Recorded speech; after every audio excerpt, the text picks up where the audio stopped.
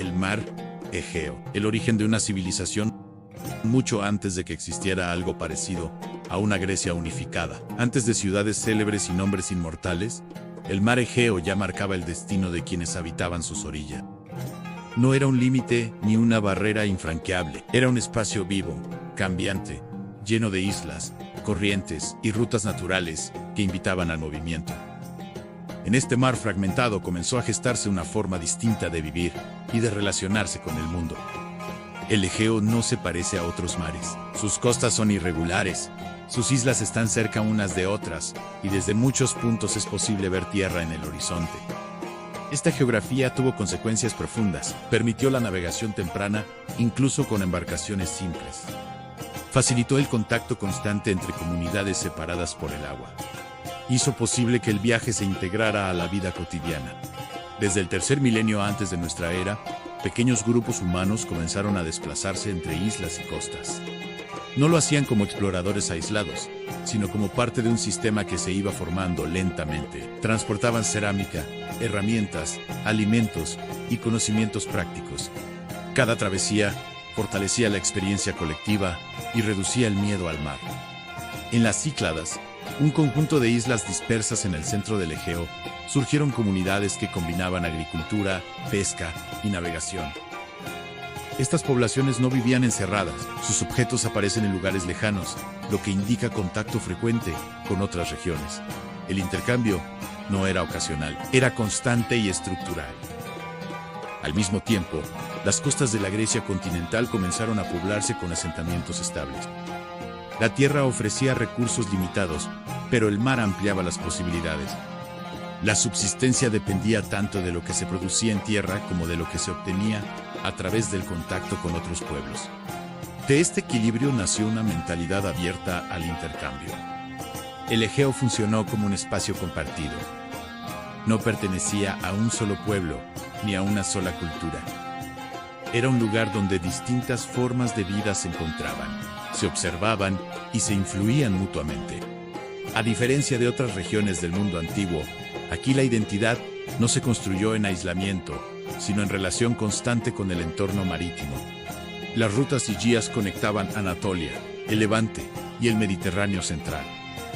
Por ellas circulaban metales, ideas técnicas y estilos artísticos. El bronce, fundamental para herramientas y armas, dependía de materiales procedentes de lugares distintos. Esto obligaba a mantener redes activas y confiables. La cooperación era una necesidad. Este sistema de contactos fue generando diferencias internas. Algunas comunidades adquirieron más experiencia naval, otras se especializaron en producción artesanal. Algunas islas se convirtieron en puntos clave de paso. Sin darse cuenta, el mundo Egeo estaba sentando las bases de sociedades más complejas. El mar también influyó en la forma de pensar el poder. No era posible controlar grandes extensiones desde un solo centro. La autoridad debía adaptarse a la dispersión geográfica.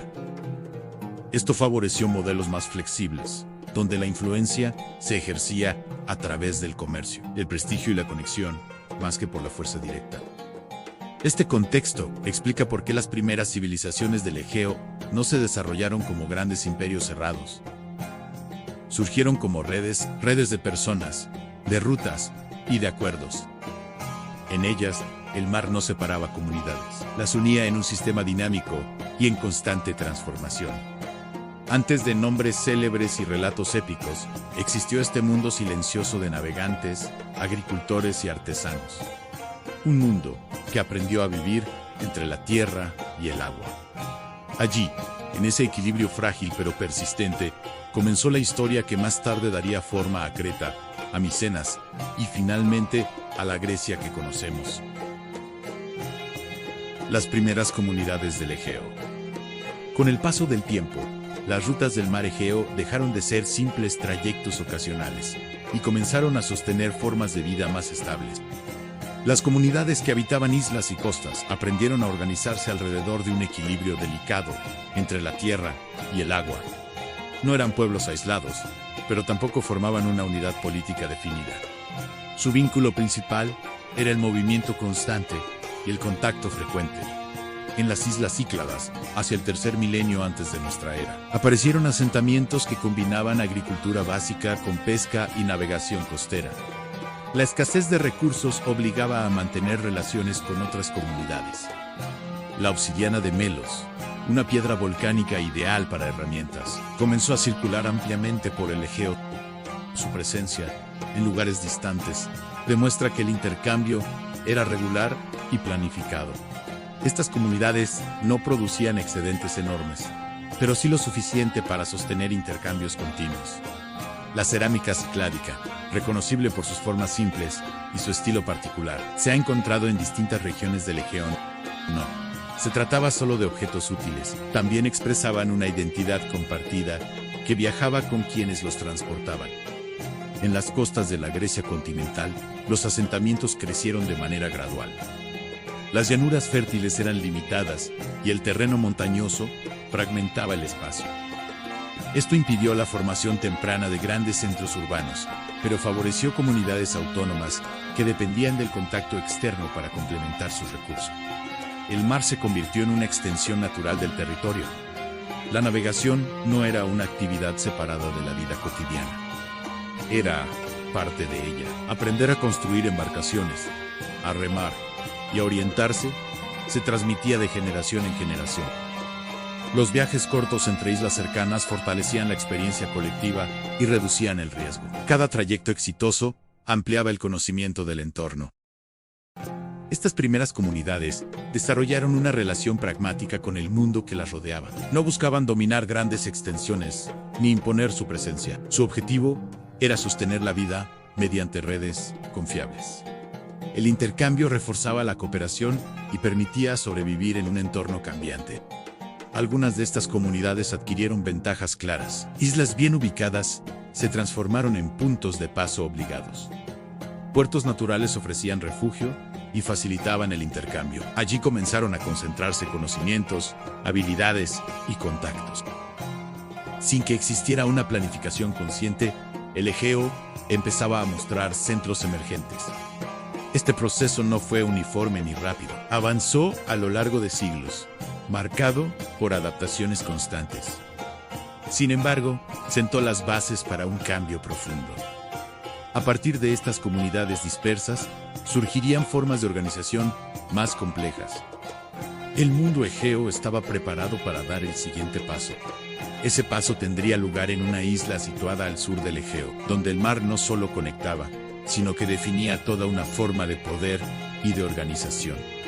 Allí, en Creta, comenzaría a desarrollarse una civilización que transformaría el equilibrio de la región. Creta y el nacimiento de una potencia marítima.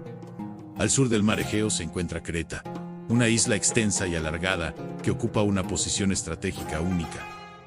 Desde sus costas, es posible acceder con relativa facilidad a la Grecia continental, a las islas del Egeo, a Anatolia y al Mediterráneo oriental.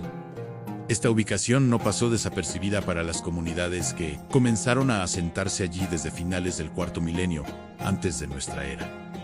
A diferencia de muchas regiones vecinas, Creta contaba con tierras fértiles, recursos suficientes y una costa favorable para la navegación. Estas condiciones permitieron el desarrollo de asentamientos estables que no dependían exclusivamente del intercambio para sobrevivir, pero que encontraron en el mar una vía natural de expansión. La navegación dejó de ser solo una herramienta de subsistencia y se convirtió en un elemento central de organización social. Hacia el tercer milenio, antes de nuestra era, las comunidades cretenses comenzaron a mostrar signos claros de complejidad creciente. Aparecieron centros habitados de manera continua, con construcciones más elaboradas y una organización interna definida. El intercambio marítimo se intensificó, conectando a Creta con las Cícladas, con la Grecia continental y con regiones del Mediterráneo oriental. El desarrollo de la navegación permitió a los cretenses acceder a materias primas que no estaban disponibles localmente. Metales, piedras especiales y productos de lujo comenzaron a circular con más frecuencia. Estos bienes no solo tenían valor práctico, también adquirieron un significado social. Poseerlos indicaba acceso a redes amplias y relaciones estables. A diferencia de otros pueblos del mundo antiguo, los habitantes de Creta no parecen haber construido su poder sobre la conquista territorial. No existen evidencias tempranas de grandes fortificaciones, ni de una organización militar dominante. En su lugar, el control del mar ofrecía seguridad y prosperidad. Quien dominaba las rutas marítimas, controlaba el flujo de bienes y de información. Este dominio se reflejó en la aparición de centros palaciales que funcionaban como núcleos administrativos, económicos y rituales. Estos espacios no eran solo residencias de élites. Eran puntos de coordinación donde se almacenaban productos, se organizaban intercambios y se gestionaban relaciones con otras comunidades. El poder se ejercía desde la organización y no desde la fuerza directa. La sociedad cretense desarrolló una identidad propia.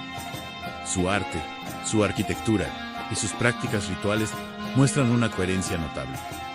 Los frescos encontrados en distintos sitios representan escenas de la vida cotidiana, del mar y de ceremonias religiosas. Estas imágenes transmiten una visión del mundo en la que el movimiento, la armonía y la relación con la naturaleza ocupan un lugar central. El mar no era visto como una amenaza constante, sino como un aliado. Esta relación particular permitió a Creta convertirse en un punto de referencia para otras comunidades del Egeo durante siglos. La isla actuó como centro articulador de redes comerciales y culturales.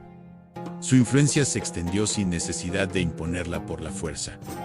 Este periodo de crecimiento y estabilidad marcó el inicio de lo que hoy conocemos como la civilización minoica, un modelo distinto de organización que por un tiempo logró sostener el equilibrio del mundo egeo. Sin embargo, como toda estructura compleja, también estaba expuesta a tensiones internas y externas.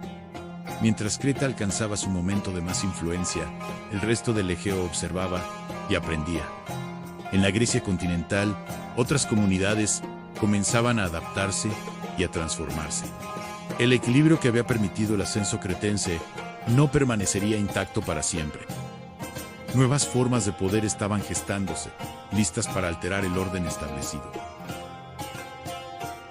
Knossos y el mundo de los palacios.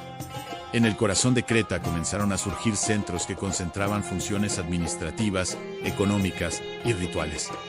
Entre ellos, Knossos se convirtió en el más influyente. No era una ciudad fortificada, ni un enclave militar.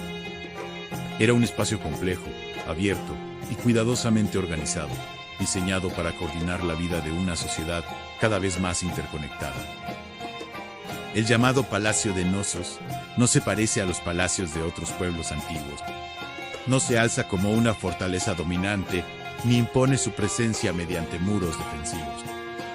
Su estructura es extensa, laberíntica y articulada en torno a patios centrales, pasillos, salas de almacenamiento, talleres y espacios ceremoniales se entrelazan en un diseño que refleja una organización avanzada y flexible.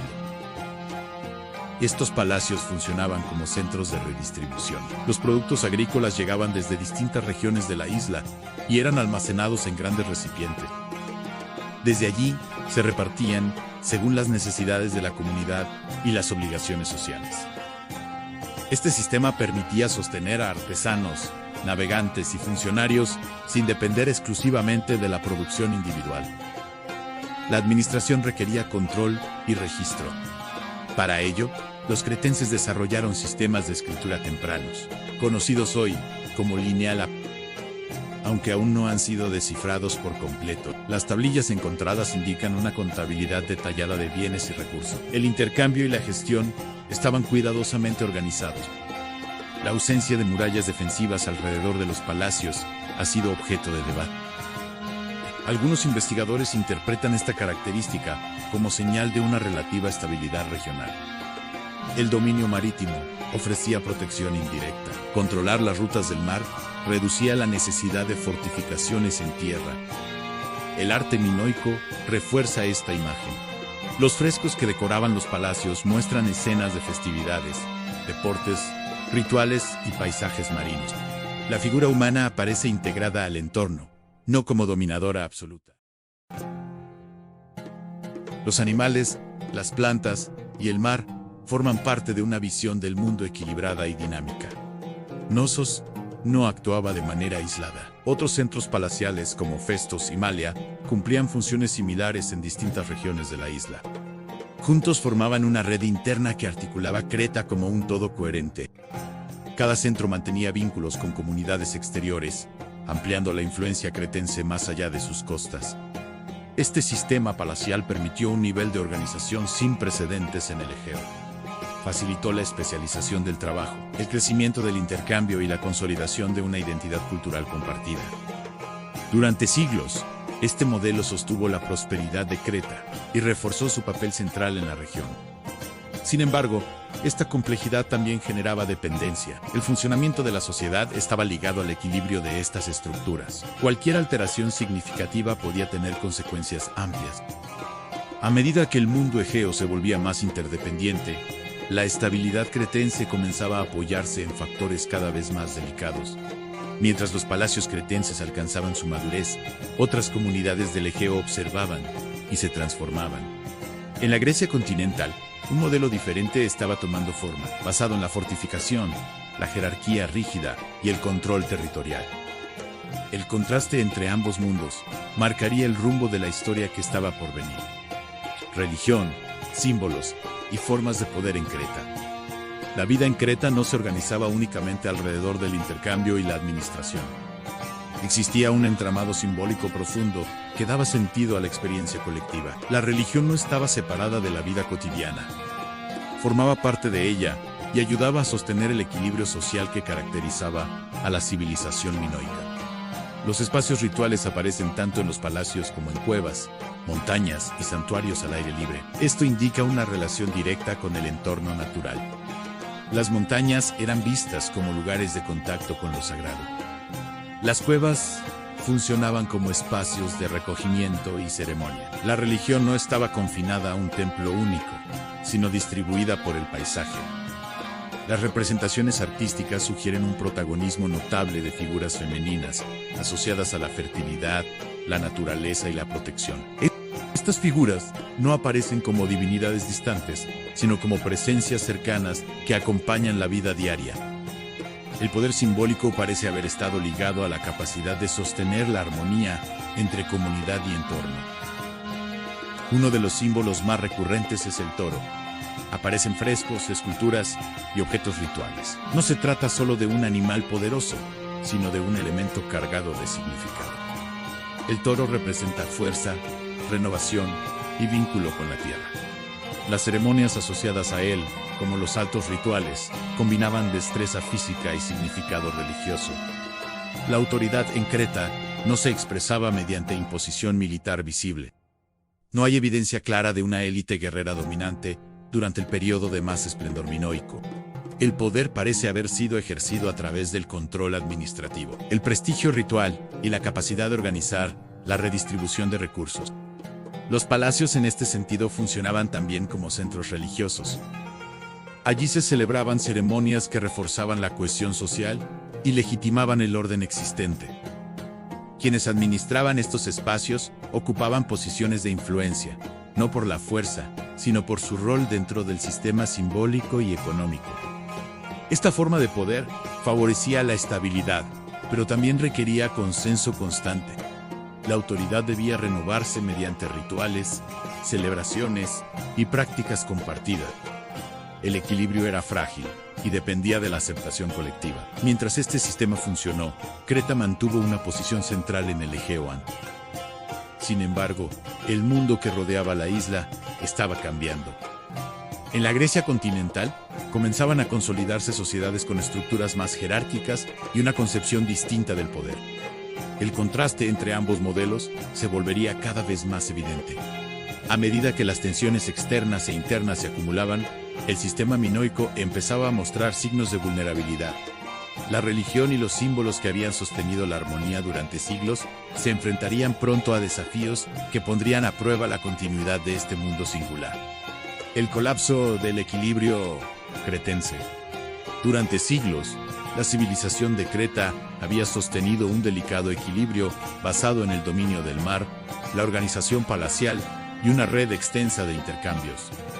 Sin embargo, ningún sistema tan complejo permanece estable de forma indefinida. Hacia mediados del segundo milenio, antes de nuestra era, comenzaron a producirse una serie de acontecimientos que alteraron profundamente ese equilibrio. Uno de los episodios más significativos fue la erupción volcánica de Thera, en la actual isla de Santorini, ocurrida aproximadamente en el siglo XVI, antes de nuestra era. Esta erupción fue una de las más potentes registradas en la antigüedad. Generó terremotos, lluvias de ceniza y olas que afectaron amplias zonas del mar Egeo. Aunque Creta no fue destruida de inmediato, el impacto sobre sus rutas marítimas y sus centros costeros debió de ser considerable. Las evidencias arqueológicas muestran daños estructurales en varios palacios minoicos durante este periodo.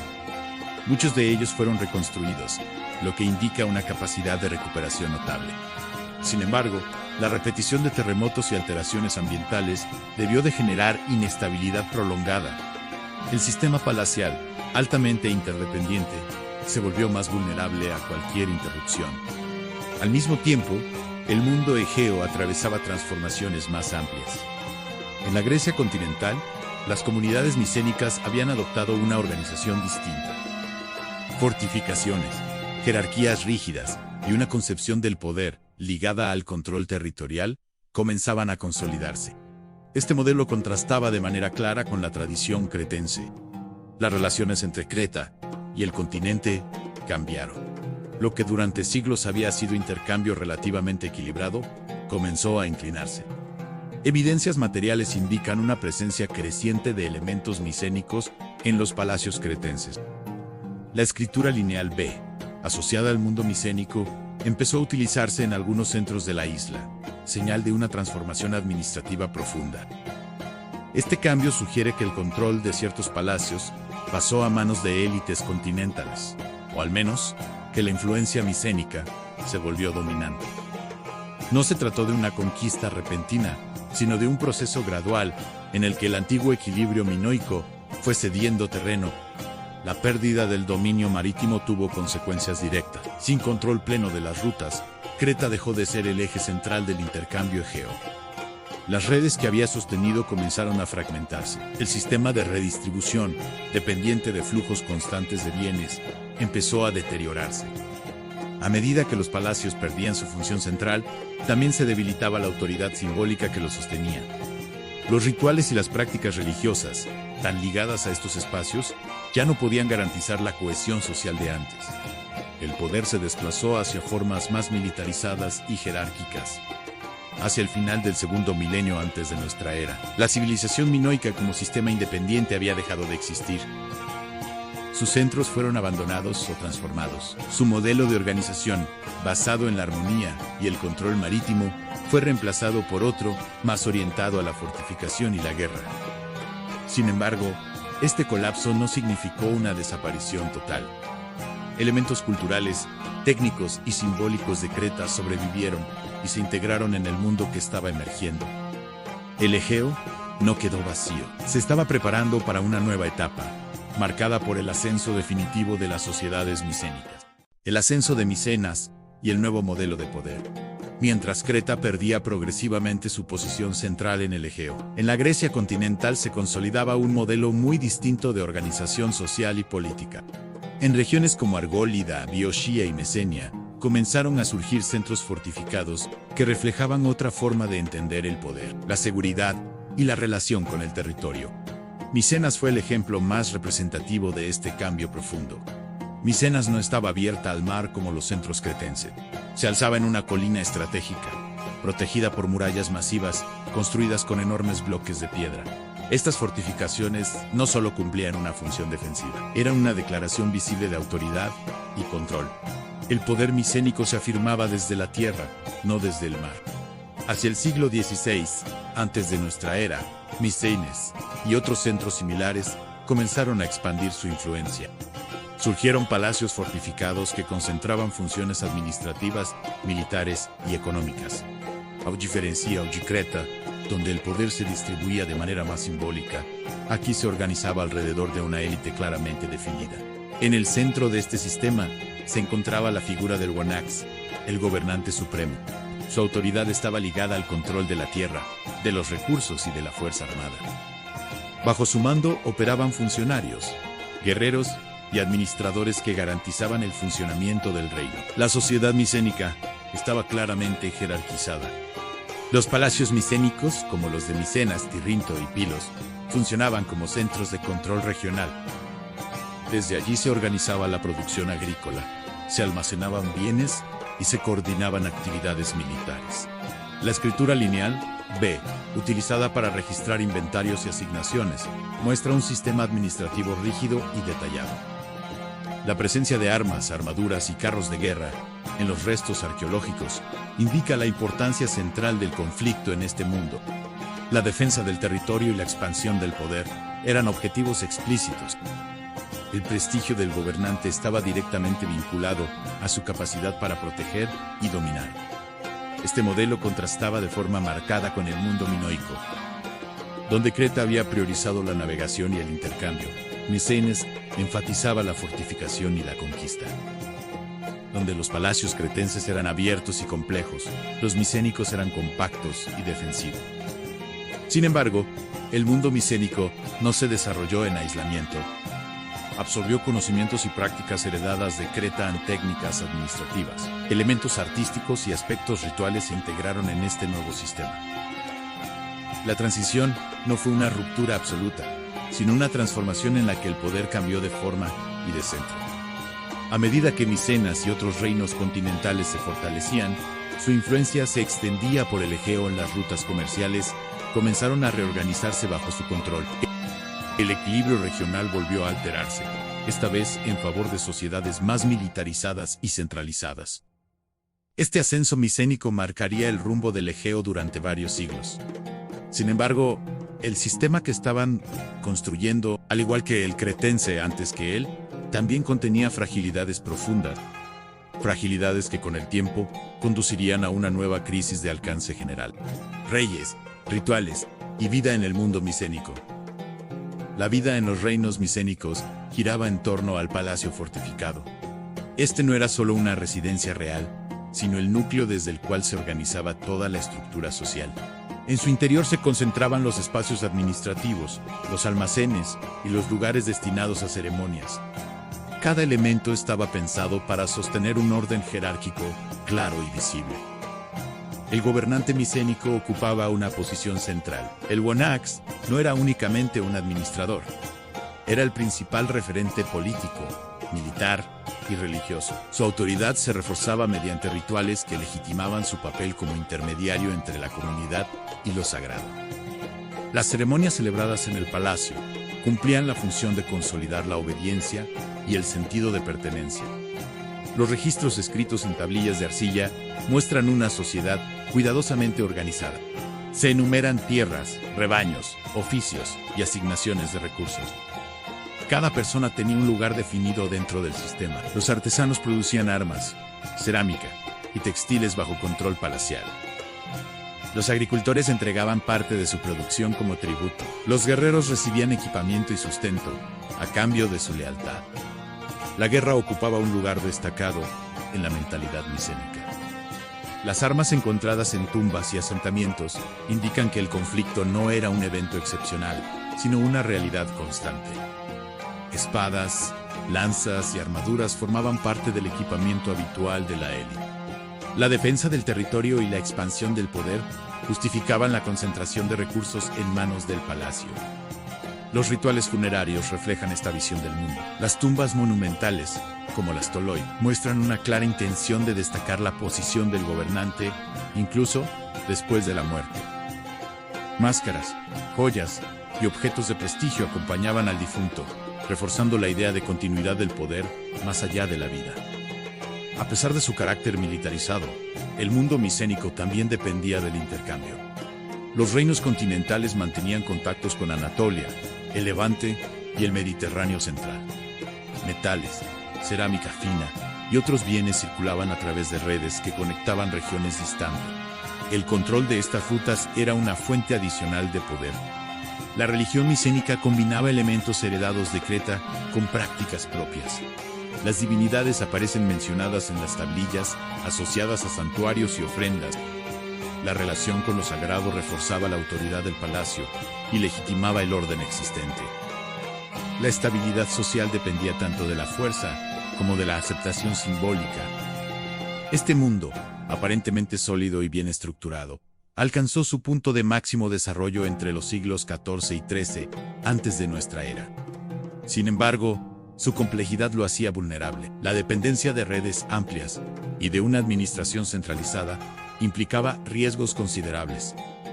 A medida que las tensiones internas y externas se acumulaban, el sistema micénico comenzaba a mostrar signos de desgaste. El mismo orden que había permitido su ascenso se convertiría en una fuente de fragilidad. El Egeo se acercaba nuevamente a un momento de ruptura profunda. Redes de intercambio y tensiones en el Egeo. Durante el apogeo del mundo micénico, el mar Egeo volvió a convertirse en un espacio intensamente transitado. Las rutas marítimas conectaban los palacios continentales con Creta, las islas y las costas de Anatolia y el Levante. El intercambio no era un complemento de la vida económica. Era uno de sus pilares fundamentales. Sin estas redes, el sistema palacial no podía sostenerse. Los reinos micénicos dependían de materias primas que no estaban disponibles localmente. El estaño, indispensable para la producción de bronce, debía llegar desde regiones lejanas. Lo mismo ocurría con ciertos tipos de piedra, marfil y pigmentos. Estos bienes viajaban a través de una cadena compleja de contactos, acuerdos y alianzas. Cada eslabón de la red debía funcionar para que el conjunto se mantuviera estable. El control de estas rutas se volvió una prioridad estratégica.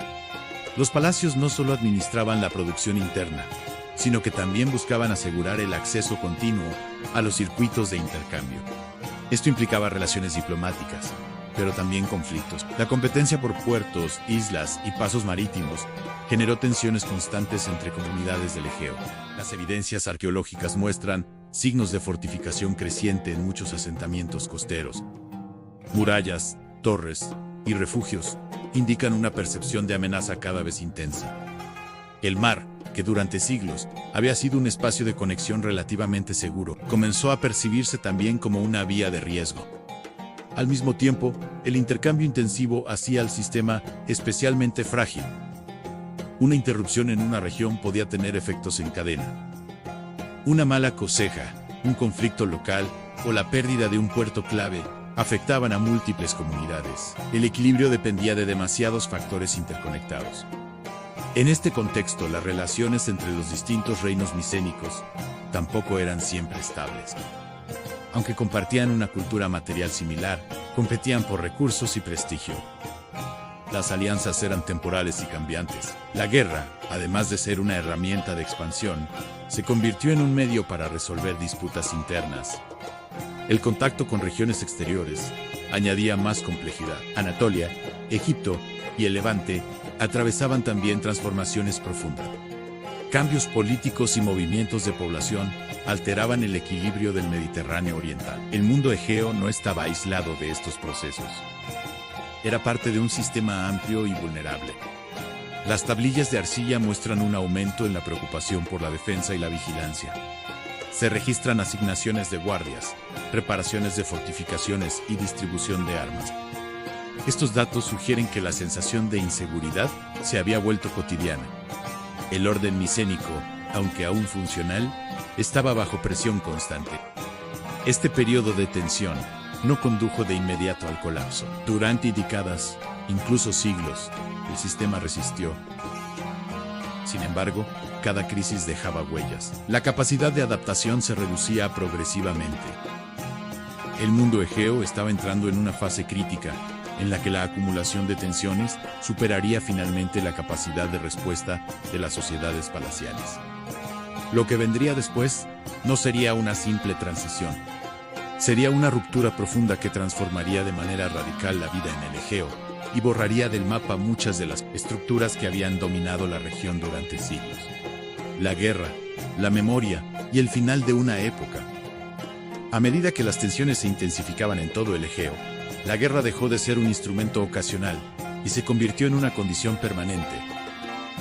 Los reinos micénicos estaban preparados para el conflicto, pero no para un escenario prolongado de inestabilidad generalizada. El sistema palacial tan eficiente en tiempos de control, comenzaba a mostrar sus límites frente a crisis simultáneas. Los indicios arqueológicos revelan destrucciones repetidas en numerosos centros micénicos hacia final del siglo XIII, antes de nuestra era. Micenas, Tirinto, Pilos y otros asentamientos presentan capas de incendio y abandono. No se trata de un solo evento ni de un enemigo identificable, sino de una sucesión de golpes que fueron debilitando la estructura del poder. La guerra ya no era solo entre reinos vecinos, era una guerra difusa, marcada por incursiones, saqueos y desplazamiento. El control del territorio se volvía cada vez más difícil. Las rutas de intercambio se interrumpían con más frecuencia. Los palacios, dependientes de esos flujos constantes, comenzaron a colapsar desde dentro. En este contexto de crisis, la memoria colectiva comenzó a transformarse.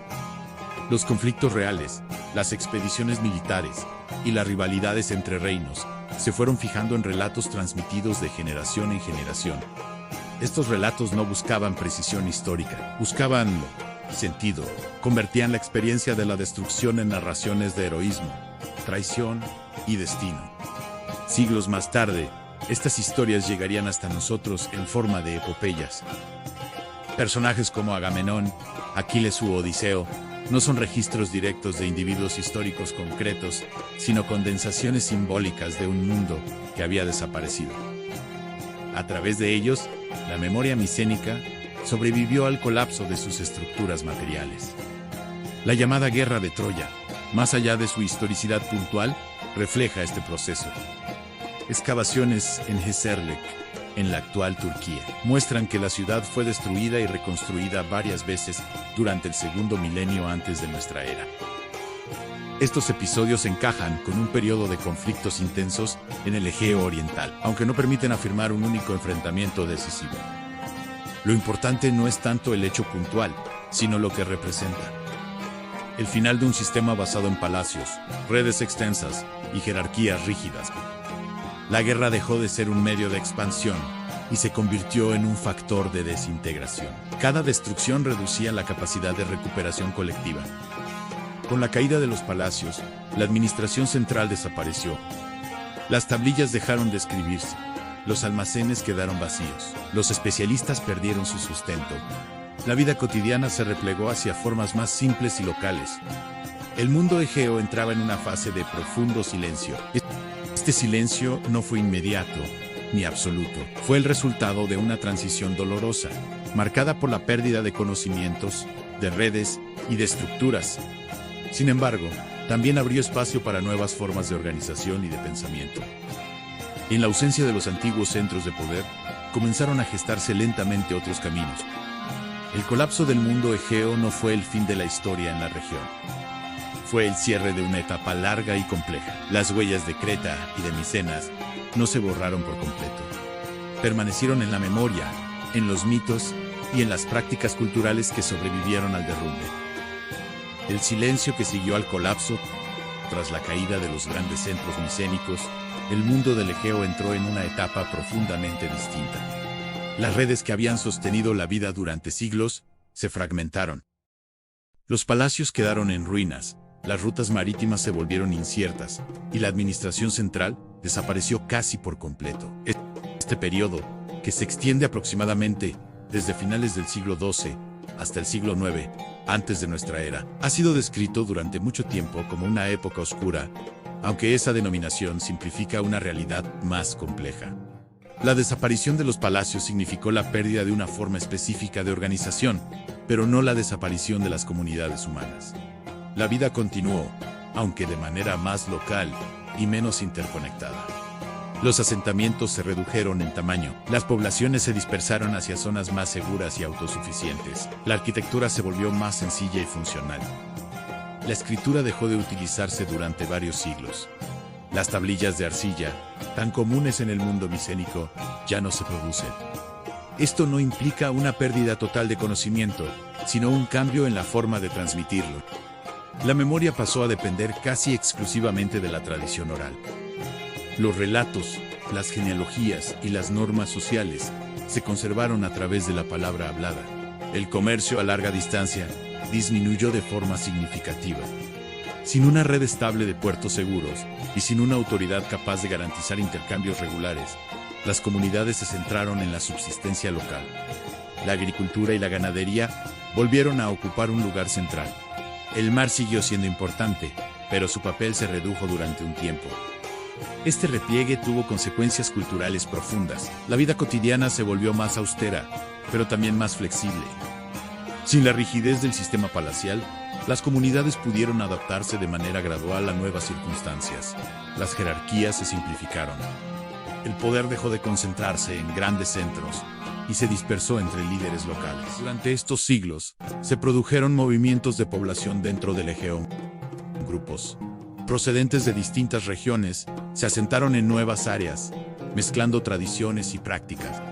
Este proceso contribuyó a la formación de identidades locales que más tarde desempeñarían un papel central en el desarrollo del mundo griego.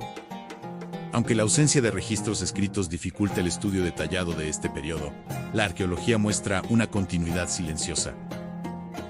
La cerámica evoluciona lentamente, las técnicas agrícolas se mantienen, las creencias religiosas persisten, adaptándose a nuevas realidades.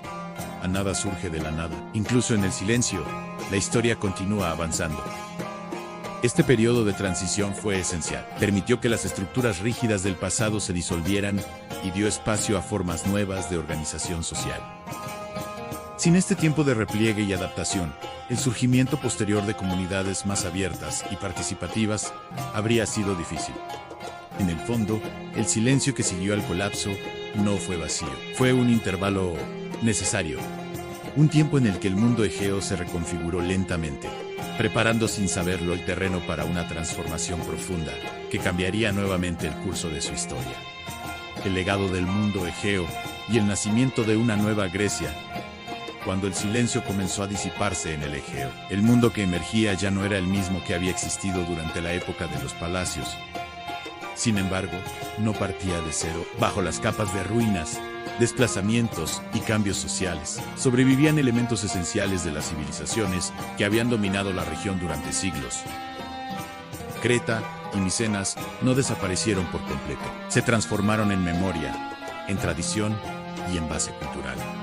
Las comunidades que surgieron tras el colapso heredaron conocimientos prácticos fundamentales. La navegación no se perdió. Las técnicas agrícolas continuaron adaptándose al entorno. La metalurgia del hierro, que comenzó a difundirse progresivamente, ofreció nuevas posibilidades a sociedades más pequeñas y menos centralizadas. El cambio tecnológico acompañó una transformación social profunda. La tradición oral se convirtió en el principal vehículo de continuidad. Historias sobre reyes, viajes, guerras y destinos fueron transmitidas de generación en generación. Estos relatos no eran simples recuerdos del pasado.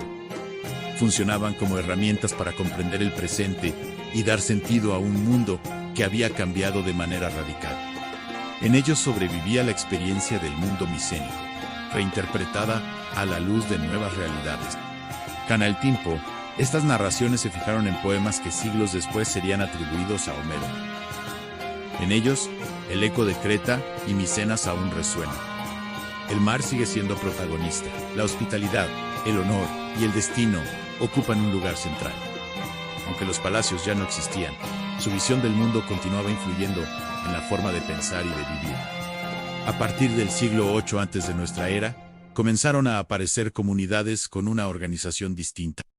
Aldeas más abiertas, relaciones sociales menos rígidas y una participación más amplia en la vida colectiva marcaron el inicio de una nueva etapa.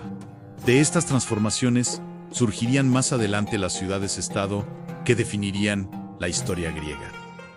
El mundo egeo había aprendido, a través de ciclos de crecimiento y colapso, que ninguna estructura es permanente. La experiencia de Creta enseñó el valor del intercambio y del equilibrio.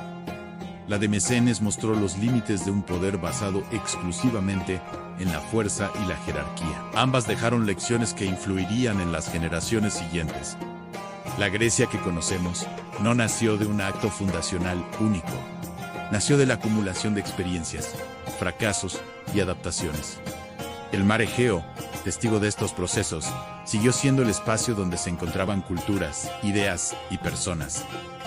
Allí, en ese mismo mar que había unido a las primeras comunidades, se gestaba ahora un mundo nuevo.